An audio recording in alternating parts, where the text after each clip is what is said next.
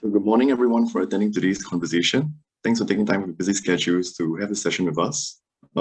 Before we begin, I'd just like to introduce our panelists for today. So we have Mr. Wilson Wong, who is Deputy Director, Investments and Business Development at NUS. Ms. Charmaine Tan, Founder and CEO of CRM software company QuickDesk. And Mr. Vishnu Saran, Founder and CEO of Invigilo Technologies, an industrial safety AI company. So before we begin, I'd just like to invite each of these panelists to briefly share a bit more about themselves, and even talk about what got them started on individual entrepreneurship journeys and how these experiences have shaped their own personal outlooks. Starting with Wilson, maybe? Okay, thank you for having me. Hi everyone, my name is Wilson, like as introduced. I work in NUS right now. I'm a father of two and a Singaporean. I think I'm one of the oldest guy here, belonging from the SV6 batch at Stanford, almost like 16, 17 years ago. Oh, sorry, I think it's about 18 years ago. So what started my entrepreneurship journey was really the NOC program, the NUS Overseas College program, which was a pioneering start during those days. And however, I was a Temasek scholar, so I did investments work, private equity and venture capital work, right, for most of my career until about 2018. That's where I started my edtech startup, raise a bit of money and do a edtech startup until for about 2 years. Unfortunately, it didn't really take off. And after I wound it up, I joined back into my alma mater to help commercialize big tech research. That's the brief introduction about me. Good to see everyone. Yeah. Thanks, Wilson. Yeah. Okay. Can we have Charmaine next? Okay. Hi, everyone.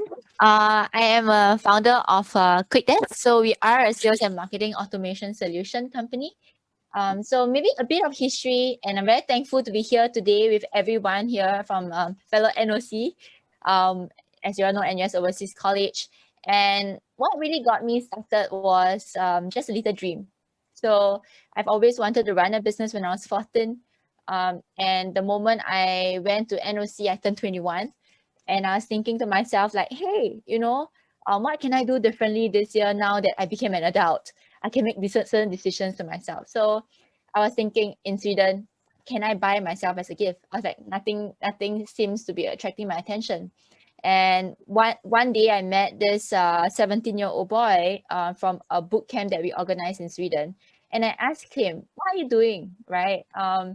He said, oh, I'm running a mobile app. I'm making like $1 million in my past mobile app project. And I was like, whoa, you're 17, you're making $1 million. What am I doing?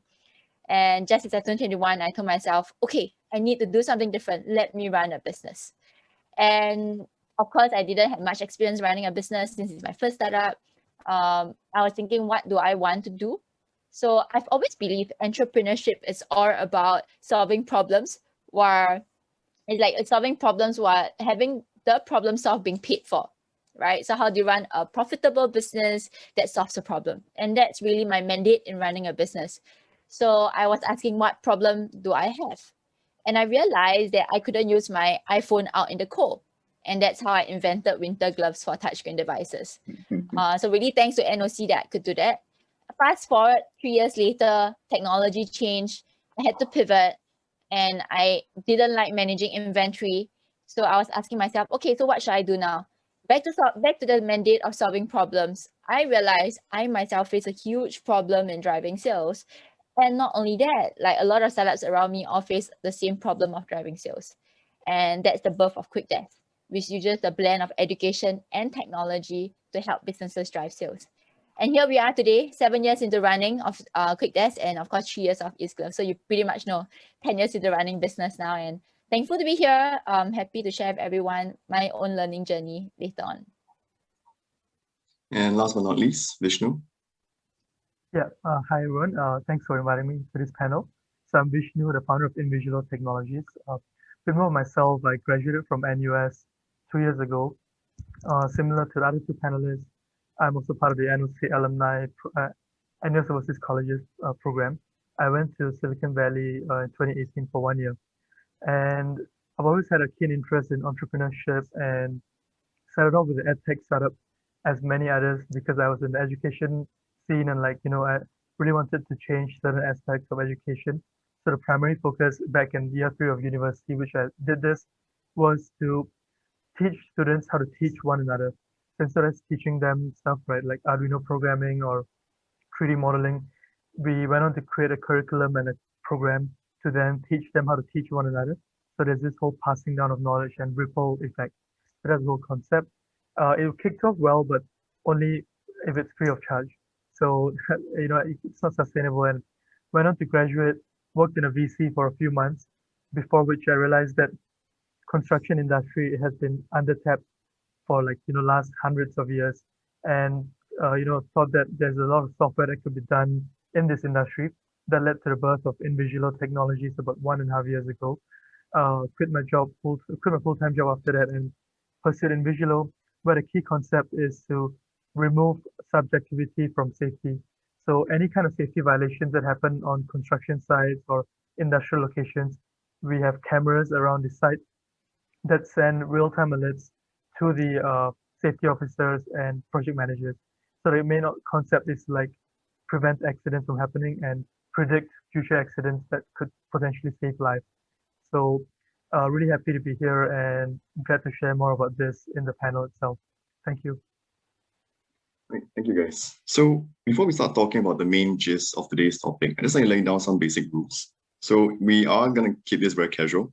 And to keep this as casual as possible, we're going to play a little game as well. So the topic for today's session is, can communities build businesses? And we're going to say the words community, community, community again and again. And the audience is probably going to hear the same things again and again. There are going to be a couple of words that you guys can't use throughout this conversation. So communities is one, build is another, and business. So you can't use these 3 words anytime in this conversation, okay? All right, so before we start talking about communities and how important they are in the startup ecosystem, I just want to get some inkling of the sort of impressions that you guys have about communities. So in your opinion, what is a community and what exactly does it mean to each of you? Sorry, so can you repeat the rules again? We cannot use the word. Sure. What are words again? So, okay, so the 3 words that you can't use are community, build, businesses. Okay. Wow, that's going to be challenging. All right, so what's the first question? Okay, so what is your impression of a community and what does it mean to you? Okay, maybe I can start off. I suppose my impression of a faction, okay, a faction, right? This faction is simply a group of people who share a certain identity with that faction based on what they do or what they really identify with. So that is an impression. But the basis for having that affiliation is that you have to do something right with that faction. Okay. So I suppose that's what that word means to me. Yeah, over to you, Shamin. Okay. So the word that starts with a C, I would describe it as, yeah. So I would describe it as so in my mind, I'm a very visual person. So my visuals happens whereby it's like a village, right? And so in this village, there are different people, right? So I'm not sure if you guys have seen this. I like Lego. So there's this place in Denmark that has this thing called the Lego Tree of Life. So in this tree of life, it's a tree, but in each of the branches, there's different families. Okay. So my visual of the word that starts with C has little families on it, but they're all connected with one tree branch. And what is that tree branch? That tree branch is something that keep them connected because of a common purpose. And that to me is what the word that starts with C means. So yeah, I guess to me, like this network of people or like a mafia, if that's a better way to put it, is a group of people who work together, have, like you mentioned, like Shamin mentioned, similar values, similar beliefs, similar purpose. And this group of people changes from different phases of your life. So in the early phases of your life, probably is like your parents, your classmates, and JC friends, etc. So that's like your mafia or like your group that you always relate to. Then once you go to like uni, there's another group. And right now, I think as most of us are involved in our own startup, I think the team or the founding team is our like network or mafia. And it's very important to me, I guess, to have a similar vision and purpose that we are going towards, because that is what keeps most of us motivated in this journey. Like a lot of these talent these days is very expensive, and I guess you guys will relate. Like there are a lot of people offering very high, jobs and very high paying uh, opportunities. So in order to keep this group of people within us, it's very important to have like a shared vision and purpose. Yeah, that's kind of my definition. Awesome. So naturally, communities take time to evolve, and today we have three different generations of NOC alumni with us. Wilson, you are amongst the more senior alumni over here. So when you first started off in the early days of building the NOC community, what kinds of challenges and opportunities did you face? Okay. So at the time, there's no such thing called a mafia, right? Or the word that start with a C. I remember. So the truth is, I didn't really join NUS to join this NOC program. I didn't even know the existence of the program when I signed up for it. And at that time, cognizant that I was actually a Temasek scholar already, there was a planned job ahead, and so that I wasn't really concerned about that. But I suppose entrepreneurship was in my blood, because at that time, if you all remember, it was there was this introduction of OLED, organic light emitting diode, as a special material, right, which is a very bright screen that is now commonly used in most phones.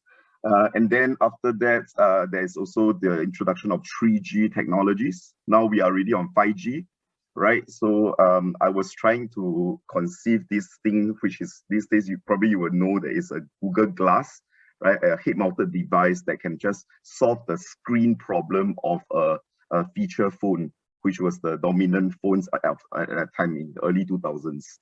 So I was looking around, all around NUS, right, trying to talk to professors and to be frank, at the time, most professors in NUS, they were not very supportive of students, right, wasting their time. And there was only one person, Prof. Wong Po Kam, and he was a real institution here as well. And he was very encouraging, and knowing full well about the environment at that point of time, about entrepreneurship. No mafia, certainly no such faction. He was the one who introduced me to this program and encouraged me to just sign up for it, right? And yeah, it took a bit of convincing with my scholarship bonded organization before I actually applied for it. And ever since then, I genuinely felt the difference when I was in the Bay Area. And there was a real faction of mafias there, right? And I even get to pitch to legends, right? Or even in along Benlo Park. So those were the days where the so-called faction or mafia, right, was singular individuals who were exposed before from our prior generation, from our mentors and all that induct us along those process. The early days of this mafia building, I suppose, was very limited to a lot of us who come back from this NOC program. And to establish all that, right, is not easy. Certainly not easy, but it was brought a lot easier because we were one of the few folks, right, that brought in Facebook. So as their strategy, Facebook's early expansion strategy is to really introduce new accounts being made into different universities. I remembered the NOC section then, right, were the ones who actually brought in the first 20 accounts, and that's how the propagation started. So technology played a part, and we rode that wave into building this larger mafia as we see today. So those were some of the key challenges, but along the way, it takes time, and I'm glad to see what it has become today. Yeah, maybe Shabin, you can share your views. Yeah. So just to repeat the question, you mean what are the challenges we face in this community, right? And our own experience at the starting So age. challenges, opportunities can be both sides. Okay. So I think the first challenge was entering NOC itself. I actually got rejected in my first round of application. So everyone who can get NOC, please cherish the spot. So thankfully, I was smart enough to apply it in year 2, Sem 1. So at least even if I didn't pass, I got a year 2, Sem 2 to try, since you can only go NOC in year 3. So thankfully, I mean, each part of the test and assessment is a journey itself. So I think that's my key challenge joining NOC. Because and for me, maybe a bit of my own DNA is that my mindset is always, how do you turn like a challenge or like a crisis into an opportunity? How do you see the silver lining in each of the challenges? So I don't come from a software engineering background. So I know that in NOC there is like Silicon Valley, and I know if you are a software engineer, naturally it's easier to get there. So I was thinking, okay, I don't have computing background. In the past I used to tell myself I'll never run a software company, really like, since my coding is really bad. And so when I decided to go for NOC again, I chose NOC Sweden. So I would say the challenge then is like, I might not be able to get into NOC Silicon Valley easily because I don't have the background. But I guess playing the cards I have, I chose NOC Sweden, and I'm like forever thankful for that. Without NOC Sweden, I wouldn't have found the problem that normal gloves doesn't work on touchscreen devices. And I wouldn't have started my business. So I think the greatest benefit and opportunities that came with NOC, it's the very fact that, so just let me share a story, right? So when I found the problem that I couldn't use my phone with normal gloves on, I was thinking, how can I solve that? And when I did some research, I realized that, hey, actually all we need is a conductive material. But the question is how to manufacture it, right? And I was in Sweden. There is no way you can manufacture like gloves in Sweden. So being in Sweden, what I did was I found a textile fair in Turkey. I just booked a flight to Turkey and figure out what textile is all about when I wanted to try and build that glove. NOC really helped me because even as I be able to learn about textile in Turkey, I still needed to be able to manufacture it in a factory in China. Unfortunately, over the years, because I don't speak Chinese much, I can't speak Chinese that well. So NOC Shanghai came to mind, and I contacted my senior from NOC Shanghai. Hey, you're in NOC Shanghai. Can you help me to find a factory and a supplier, please? And then he referred his junior. And it was because of this NOC Shanghai environment that they had, I could pull the string and get somebody to do that. I mean, since this is a casual session, I'll share with you guys a very interesting journey. So I landed in China and Shanghai, and I lost my luggage. Right that day I arrived, right? So the very next day I was supposed to visit 3 factories. So thankfully, of the word called C, in Shanghai, I was able to gather all the NOC ladies and say, hey, I do need to have some help, we need to borrow some clothes because I need to go to the factory tomorrow. And thankfully for them, if not for them, there's no way I could have entered into the factory. I probably wearing t-shirt and shorts, which is my favorite mode of dressing. So I guess having people easily available who understands why you need what you need and help you, I think that's one of the side benefits. And of course, I didn't have much experience. So because NOC itself is a little family that shares this whole entrepreneurial spirit, I reached out to my junior and I said, hey, you sounded like you have helped run business before. Can you help me out? And he then became my co-founder. So I have 3 co-founders then. And one was, at the point in time, I was in Sweden. And because I already had the mindset that everything can be done globally, I contacted my secondary school friend who then became my designer, and she was in US at that point in time. I contacted through my senior, I connected with NOC Shanghai, and that's how I got my gloves manufactured because his junior helped me, and he then became my then second co-founder. And my third co-founder then was actually just my junior batch who has a lot more experience and maturity to help run a business. So yeah, so I guess that's the power of NOC. And beyond that, when I needed fundraising, NUS Enterprise was ever ready to say, hey, can you write a patent? I said, okay, I think can write a patent, and then I got funded through NUS Enterprise. So without like NUS Enterprise, without NOC, I don't think I would have been able to kickstart Ace Gloves. And beyond that, I mean, kickstarting is one thing, maintaining is another. And there's so many things to learn about. Like example, SEO, right? Very basic marketing. I was like, oh, what is this SEO thing about? What does it mean by being Google page one? And the only family I could think about at that point in time was NOC. And straight away, one of my favorite NOC, not say senior, but he is really like the manager managing all of us little babies. Yeah, he actually said, hey, his name is called Sang. He was like, hey, you know, let's reach out to your seniors and see who can help. And people were so readily available to help.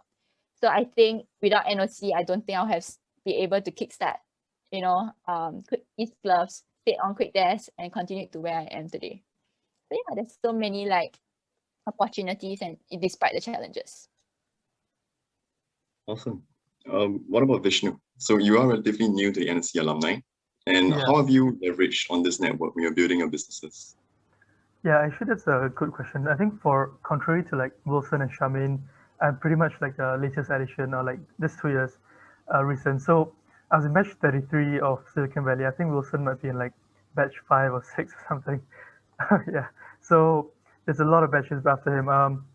But I guess like contrary to what Wilson mentioned in the earlier on when he talked, I kind of joined NUS because of the NOC program, because I was aware of NOC and I was already into entrepreneurship, and NOC does a great job at marketing their amazing stories and stuff. So I already heard of them prior to joining NUS, and so I didn't do tech as well. I'm actually from material science and engineering, so like the stuff about OLEDs and things that Wilson was mentioning is right up my alley. So I actually did research in that.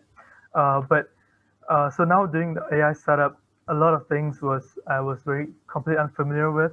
But fortunately, the NOC family has like a lot of tech founders and seniors who are actually there to like tell me what are the stages of launching a tech startup, what are the stages of like software product management. Like me coming from I wouldn't say I'm a non-technical background. I do have technical experience but very brief. Running an AI startup needs a lot more knowledge than that. And I was a solo founder for the longest period of time. But the NOC alumni and the NOC faction had a lot of amazing people to take reference from, to take guidance from, and also like learn from their startup experience what I should be looking out for. So that's some of the opportunities. And of course, when I was there in SV itself, like similar to Charmaine, when we first landed, we were literally like hopping from one house to another house. So because we usually don't buy a house or rent a place there without checking it in physically. Like we should it's recommended to like view it in person. So whilst we were viewing houses, we actually were hopping from different seniors' places. So it's really insane to see how accommodating they were, and they were like driving us to certain locations, and it's really like a crazy lot. And because they did that to us, we kind of feel the need to do that to our juniors as well. So it kind of gets passed down from one generation to the next. So it's a really nice thing to see. So I think I benefited a lot from being in the NOC family, and while doing a startup, you just have the right people. You just know who to talk to. Like you always have the right person to talk to. A lot of times, a startup is it's make or break for a startup if you don't have the right people to talk to and the right people guiding you. So I think that's where the NOC faction comes in very helpful, because you always know who to approach. Yeah. Thank you, Vishnu. So we're talking about all these relationships between seniors and juniors, seniors helping you find factories in China, seniors helping you secure accommodation in San Francisco, seniors laying the groundwork for an entire community to eventually kind of take root. And when I was looking at the whole NOC network, you see examples of seniors providing mentorship and advice, seniors providing funding to companies founded by the juniors. You have cases even of juniors working in companies founded by seniors and then going on to found your own companies after that. So to Wilson, right, my question would be, as a senior alumnus of this network, how have you helped the younger generation find their own place, be it in a startup enabler, running their own startups, or just furthering their own careers and their own paths? That's a very good question. Thanks, Tim. At the beginning, when this group, right, is a lot smaller, and this whole core faction is a lot smaller, it's a lot more ad hoc as well. Because everybody kind of knows everybody, right? The degrees of separation is not that good, not that many. But as time goes by, it certainly takes a lot more special efforts to stay connected, which is also one of the reasons why we have Wei Ren, right, doing it now, trying to promote a lot of activities, and for the older alumnus, right, to just join when they are able to. But at the beginning, I remember I was pretty active for about 3-4 years, even after graduation, joining some of these activities.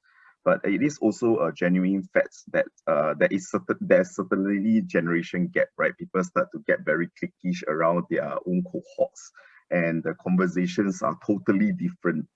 Therefore, this leads me to a very important point about this, C-word building, okay? This mafia building, faction building, and that is to be purposeful. Be extremely purposeful in the engagements, and that's very important. And there is a framework, right, about this social identity cycle, which is from the identification that leads to somehow the participation of the members, right? And then validation that reinforces the identification. Right at the beginning, there is nothing very much to identify with, except for the fact that we were one of the foremost entrepreneurship program in Singapore. And that is something to identify a lot with. And frankly, during my time, even post-graduation, my HR gives no two hoots about these credentials. But I can tell you today, right, top organizations do look at that, right, as a sign of, of experimentation, of discovery, of boldness, courage, right, and a certain level of validation about this person, these candidates or interviewing candidates, right, going beyond just what the academic requirements is all about. So I think identification at the beginning was a lot more with the program. Now the identification is with the success stories that this program has generated. So with success like PetSnap, from Jeffrey, Carousel, Surrey, right, and it's even Circus.life. Ramis, he was my ex-colleague in Temasek, right, who went on after even going on a very successful private equity career. He also jumped into entrepreneurship to start a very successful company. So the identification with all this, with these success stories plays a big role. But the more important thing now is with such a big group, right, this big mafia, how do you encourage the participation? And I suppose that is a good point to start, right? But I won't belabor those points. Over to you, Charmaine, for your views as well on this. Okay, so I guess to just reiterate the question, it's about understanding how the community of NOC leads to us in our careers, right? So perhaps you could frame it in terms of how seniors have supported the juniors in the whole NOC network. Okay, I would say that over this, I've been running this for entrepreneurship for 10 years now. Many years. I think one of the greatest benefit is that, so I would leverage on what Wilson shared about this theory called the identity, right? So if you are somebody that I will talk about how I benefited and how I'm giving back. Okay. So how I benefited was when you tell somebody like, hey, I'm from NOC and I heard that you are doing this. I heard that you're from NOC too. By the way, I need some help. Is it possible to help? And people are usually quite open to helping. I think there is this like unspoken underlying, thing whereby there's so far there's only two communities I'm in, NOC and entrepreneur organization, whereby as long as you tell them that, hey, I'm from NOC or EO, people will be like, oh, okay, let's hop onto a call. You start becoming a priority in their list of helping. of course, we shouldn't take advantage for it. I think we should definitely cherish that privilege. So personally, I think be it whether in running a hardware company. So example, my first investment manager for my first startup, he's also an NOC guy. He's Julian, and he's so amazing. He's so helpful, and we're like we can have chats about like, hey, oh yeah, I know in NOC this is what you do, this is what I do.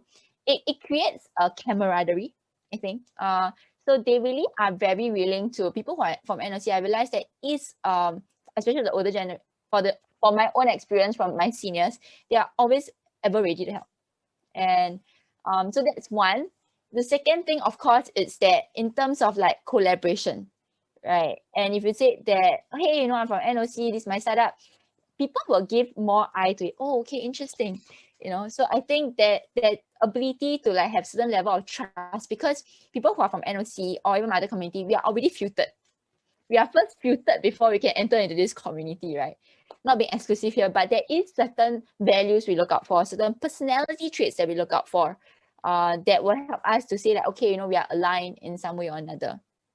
As to how I'm personally now a senior myself, giving back, is that for the past 10 years, I've always hired NOC interns.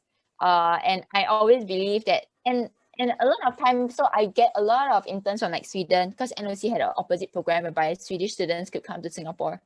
And I always share with them my own NOC story. And I always tell them one thing, right? Having them as intern is also my way of giving back. I've benefited a lot from NOC. Like I wouldn't have started a business without NOC. And I want to encourage them to do the same, to see this, my company, as a platform for them to grow and unleash their own potential, and maybe even find possibilities. If I can start a business when I'm a student, so can you. So that's one thing that I always give back. Second thing is that, of course, if a junior needs help and, you know, and they say, oh, I'm from NOC, I'll be like, okay, I'll put some of my reschedule some of my stuff to make sure I make time to help. And last but not least, I think, of course, in giving back, I would say that really bringing about like my own journey and sharing of experiences with others. Like we all have different NOC experiences, but the key thing that we can bring about to the others is the mindset that we have. So I always tell my juniors, I said, hey, you know, sometimes I wish I have always asked myself, have I done my best and live out my fullest during my 1 year of NOC? And I think that's the only question that every new person that join NOC should ask, because that 1 year will fly and you realize you have lived in a dream, but you got to keep the dream alive. So that's really how I think just being authentic and just purely sharing experiences and encouraging somebody else along. And tell them one very important thing, always pay it forward too. That's what my seniors told me. Yeah. Then what about you, Vishnu? So how has being part of this community helped you in your own NOC journey? Okay, yeah. So, yeah, I think like both Wilson and Shamin have mentioned, I've been getting a lot of help from various people, various industries. Like, you know, you can go to the NOC manager, like the NOC network manager. There's this person who knows everybody. In the past, it was Huimin, but basically, you can just ask her like, "Oh, I need to talk to someone from this area or this industry." Then she'll just link you up with the person.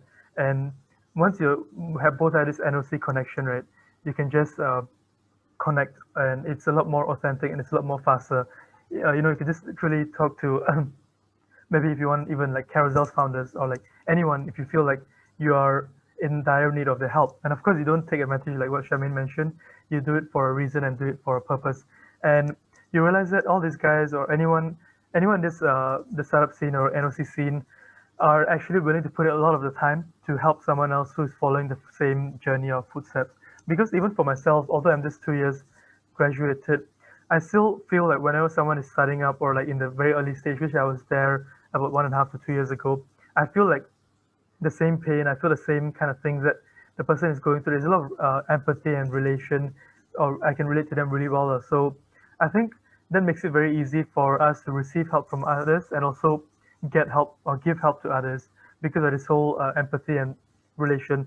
And like I mentioned, like I think I wouldn't be able to have such a smooth integration into the Silicon Valley culture and environment if I didn't have people offering me this help. And the same thing as what Charmaine mentioned, we were told by our seniors to like pass it down to the other junior batches. So I think it's very like genuine and it's very meaningful.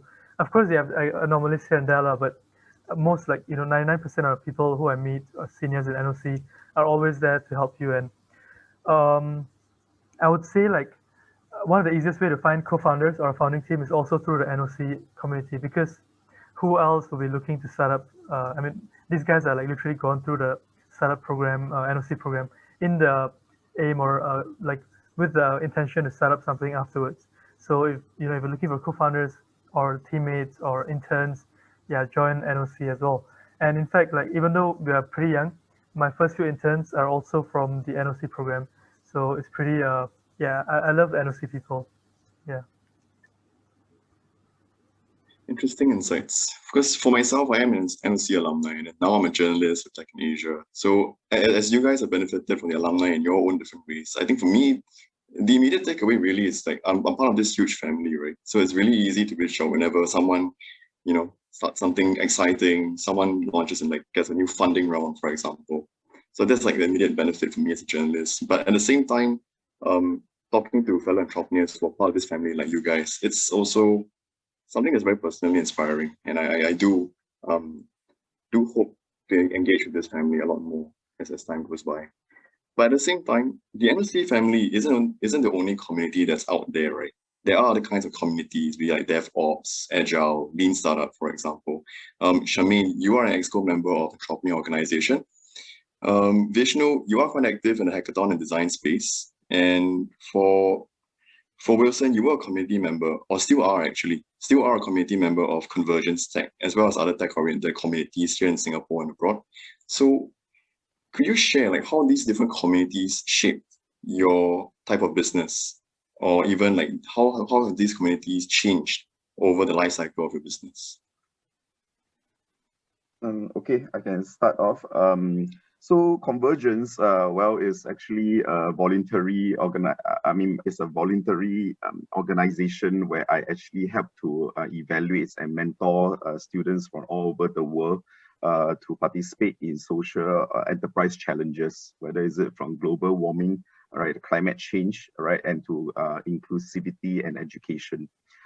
It's based in Canada, right? But the mandate is global. So I happen to mentor students all over the world, from Malaysia, Indonesia, even all the way to Mongolia, right? So that is a community that is very geared towards social enterprise, solving large problems of today.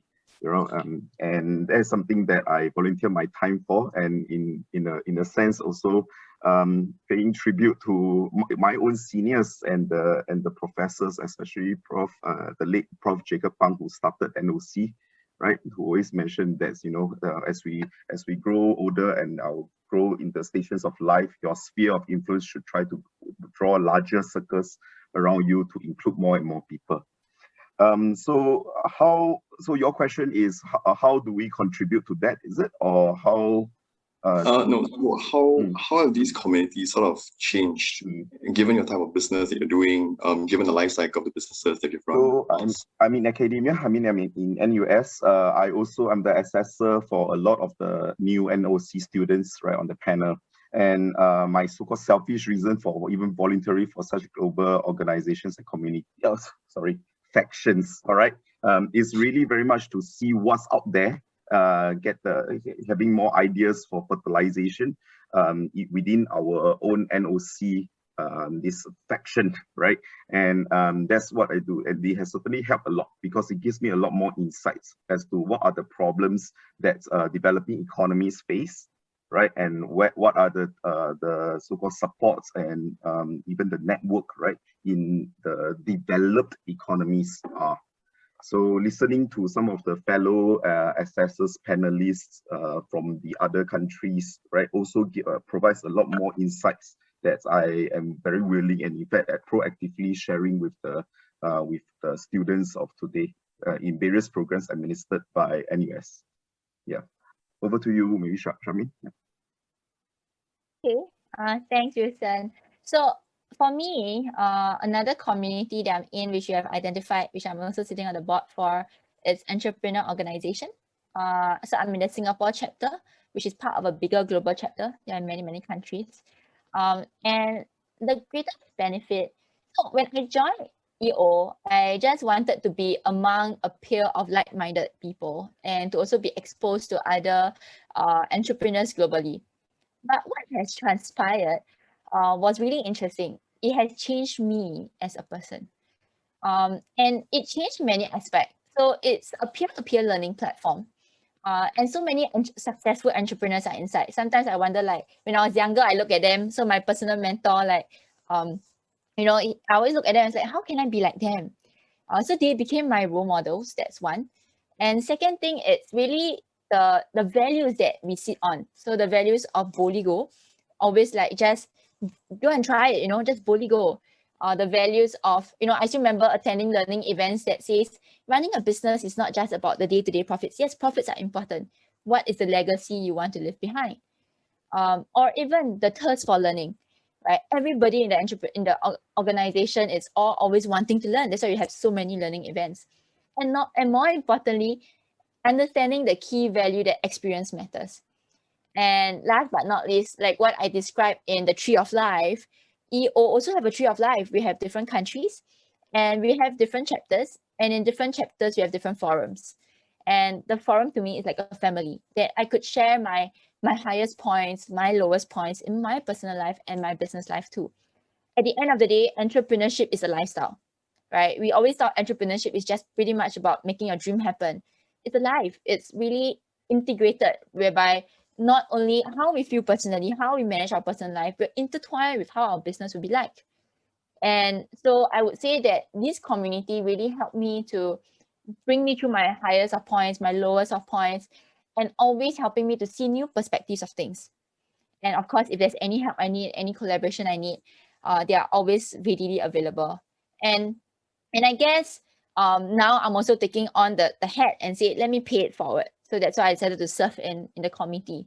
And my role is strategic alliance. And to connect the strings back, last year when we ran Global Student Entrepreneurship Award program, I reached out back to NOC, right, and NUS Enterprise, and thanks to Weiren, who managed to help me to collaborate with EO so that we could run the event at NUS venue. So I think in all these aspects, all these communities make a difference. You know, there's one thing that I always loved, is this thing called the network of network. And how do you learn from the network of networks? So yeah, so that's how I would say my other community EO has been impacting my life, like, yeah, tremendously. And Vishnu? Yeah, for myself, I guess like I'm still pretty new to the scene. I'm quite young, so I'm still not part of like any other communities, to be honest. But I'm involved in like a bunch of other stuff. Like you mentioned, part of this program called Innovation Design Program in NUS. It's called. It went through many name changes. Initially, it was called Innovation Design Centric Program. Then it was called Design Centric Program, and now it's Innovation Design Program. What it do is it's an engineering. Now it's open to the whole uni, but initially it was like a design thinking major. So you basically go through the whole process of design thinking and come out of it with a ability to carry out design thinking sprints to solve any problem. You guys can go look up like what design thinking consists, like a 5-step process, which is pretty useful. Then now I'm quite an active member in the alumni. I've as an alumni and as an IDP alumni, I went through the acceleration program. I also do give back to IDP once in a while. I think it's very interesting because IDP's vision and purpose is very similar to NOC in a sense of creating entrepreneurship, creating product design innovations, spinning off companies from their school projects. So it's quite cool to see how both NOC and IDP handle it differently. I take elements of the good and bad elements from both sides and see how I can bring that to my own internal team as well. Because end of the day, like as much as we're part of a startup, we're part of many other factions outside. If you think about it, our team also is kind of like we really still have our own intrapreneurship, I guess, like having our own guys be very entrepreneurial and have a good mindset. So that's something I take from the other places I'm a part of. I'm also, actively involved with NUS Enterprise because I'm part of the Graduate Research Innovation Program. I graduated from that like a few months ago, and that puts me into this whole deep tech, research heavy, and uh, kind of stuff. So that's also another avenue where I get a lot of help and learn a lot of things on prototyping, on 3D printing, and many other things. So yeah, it's a very healthy and growth promoting environment. And I think without all of these other communities that are part of, sorry, I use the word community, but with all these things I'm part of, I wouldn't be doing InVisual smoothly. I mean, it's not smooth, but doing it at this kind of stage. So yeah, that's pretty much for me. Got it. So we have a question from the audience. So the question was, many of us are probably too late or too old to consider NOC as an option. What are some mid-career factions, mafias, would you recommend to entrepreneurs? So I think this question is probably more relevant to Charmaine and Wilson. Okay, I'll take a shot at it. So mid-career factions. So NUS also administer venture building program that is supported by Enterprise SG, and there's a program that you can join, and of course it's in the early stages, and therefore this faction that is being established, right, is slowly growing, and certainly I believe that just like any other factions that slowly grow, right, there will be a network of supports that will come along. So there are also a lot of other accelerators out there. Particularly in Singapore, the good ones. In fact, you can just Google them and you should be able to identify what they are. Every time you join them, you are in touch with a lot of such good factions to tap on. So sorry, there's a bit of lag over here on the video. I hope you guys hear what I just said. Also, if you are in the academic research space, or then the graduate research innovation program that Vishnu just mentioned, there's also a relatively new, about 2-3 years old so-called faction that is slowly growing, and there are already success stories coming up from those programs. So that is something, if you are interested into this space, right, just apply for it as well. So those are just some of the things that off the top of my head that I can share. Charmaine, maybe you know more from the industry. Yeah. Okay, so I always say, like, if you want to find a community, if you want to find the family that starts with the C, I think it's important to think about what's the objective, what's the purpose, what do you want to get out of it. I think the why matters first. So if you are in the space of entrepreneurship and have been running business for a while now, I highly recommend entrepreneur organization if you can. We have both. We have those for EO, and we also have EO Accelerator. It has changed my life. I trust it will for you too. The second one is that maybe you could just be somebody who wants to take on the path of professional, right? In my own journey, I've also started a community along the way of QuickDesk, which is Enterprise Sales Forum. And I brought the program from US and started in Singapore.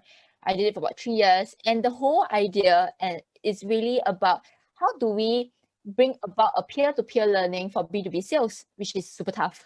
If all of you know, like enterprise sales, especially in the tech space, is hard because it's long sales cycle. And I think going back to, so now I think there are many other groups that sprout out on enterprise sales. That would be helpful. Of course, there are also a lot of, coming from a tech space, there's also a lot of developers group. So if your purpose is to learn about development, you can always go and find online. So the question is, why do you want to join a community? What you want to get out of it? And I think the way to find a community, this is very hard, this game. If the way to find the C-word family, it's like cell group, it's like when you reach the place, ask yourself, does it feel like what I'm here for? Is this a place that I can learn with? And is this a family that I can grow with? I think these were the these 3 questions I always ask myself before I join any ecosystem.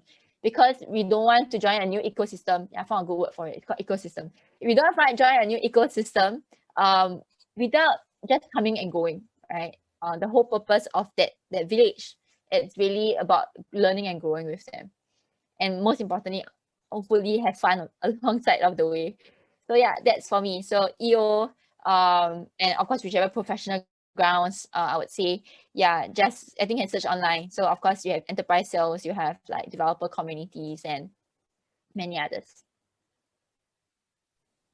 I think adding on to that, right, like because I've been recently looking for mentors and like people who can guide me, not just in a startup but also in life. I think one of the things I read when I was reading a book or another mentor told me was the three elements. One is like things you know, that is things that you know that you don't know, and then the third is like things that you don't know that you don't know, and these are things that a network or a ecosystem brings you because it brings awareness to stuff that you never heard of or things that you're missing out.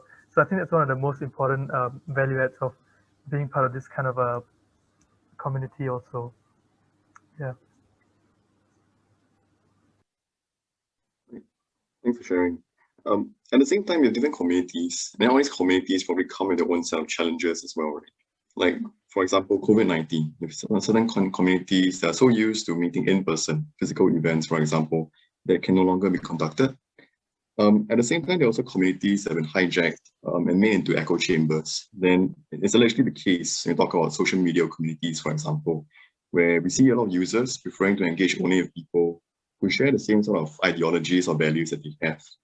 So given that now that everything is virtual, right, how has community building changed and how can we adapt to this new normal?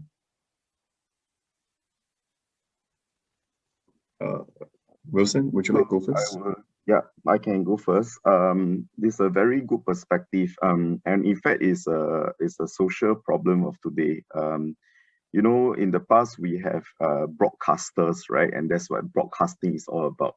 And it's often a good platform, right, for people to share ideas and all that. That's therefore having good common platforms is the basis for building or establishing this identity, right? Which, as we have already mentioned right at the beginning of this session, is the fundamental basis for establishing this ecosystem or that C word.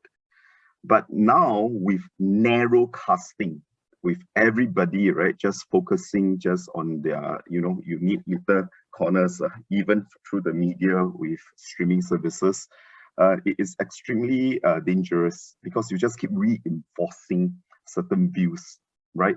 But entrepreneurship, and I suppose what NOC embodies, is about the idea contestation, about diversity, right, in the ideas. So I do believe that that has proven to be a challenge. Therefore, it should be instilled in all of us that we have to be purposeful in embracing this diversity. Just actively, proactively, right, seek out certain opinions. Like, for example, you know that you yourself know that you hold certain views. Why not proactively, right, seek out the alternate views? That is a habit in itself. And that habit can help a lot, right, in preventing the radicalization of certain views. But after you find out everything, and if you still reinforce it further, fine. At least you've gone through that due process. And I think part of growing up is about being balanced in that way. So hopefully that provides some perspective on how we can address this. Yeah. Charmaine, over to you. Okay. Back to my first DNA, which I shared, which is working within what we can. I think I saw a lot of actually opportunities in, even though things went virtual. I mean, I'll share my own experience, right? So being part of EO, when things went virtual, a lot of the learning events have became regional or global. I'm now able to join global event because all I need to do is click on Zoom, register, I'm in. So that's one, of course. And then in building out little discussions after a learning event from the ecosystem, all I need to do is just enter a new breakout room, and now I'm able to discuss with people from other countries. Of course, the one thing that we are human beings, right? All human beings yearns for this like physical interaction. So we just got to work around the rules. And each time when the policies change, right, from like 5 people to 8 people to 5 people to 2 people, I found a lot of merits in that. So when it was 8 people, or when it was 5 people, it was just like, okay, a small group. And you get to hear a small group. When it went to 2 people, I could literally have good one-to-one conversations with my friends. And so the level of bonding changes, and our brain also adapts to the situation. But at the end of the day, the learning itself, I felt that from a knowledge absorption perspective, my ability to absorb more knowledge during this whole pandemic period has increased, because now I'm exposed to a lot more sources of knowledge. And all we need is just to click on Zoom and enter the Zoom link. The second point though, and in terms of building human to human relationships, of course, there are a lot more new connections being made, unfortunately made on Zoom, but I also have the opportunity to make deeper connections, of course, in compliance with the regulations. So I would say that it has changed in terms of it has widened our horizon to be connected with people globally. I would say that it has changed in enabling new forms of communication and connections, both physically and virtually. Yeah, so I guess how can community building therefore change? It's really about working within the means and knowing what are the merits of like each of the policy and leveraging on that. Yeah.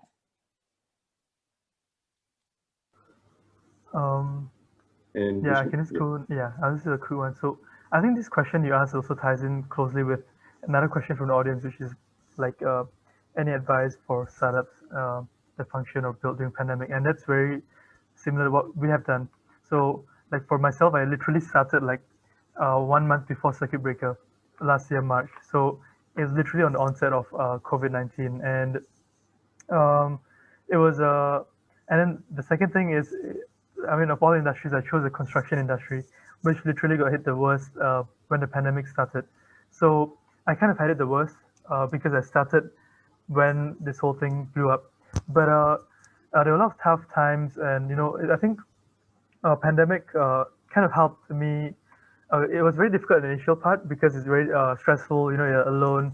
You're pretty much a solo co-founder. I mean, solo founder, and a lot of people, especially in the founding team, would jump to the nearest possible job opportunities because of the whole instability. So I think the biggest advice or thing that I stuck to was having a very firm vision and being able to articulate this vision to people in the most effective manner while not uh, promising them something false.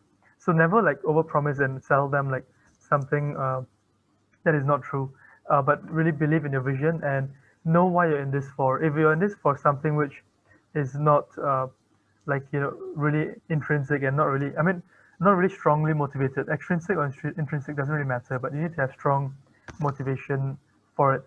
So I guess advice would be really make yourself more visible on social media, more visible on like groups and forums like uh, you know Eventbrite or developer forums, meetup groups. Although it's all in like virtually, but it just needs to go out there and form a lot more connections like this. Last time I need to meet person, it's in a physical setting. It's a lot. You can't meet as many people as you can now because they're in Zoom, right? So you can just schedule like tens of calls every other day. So I guess that kind of helps as well.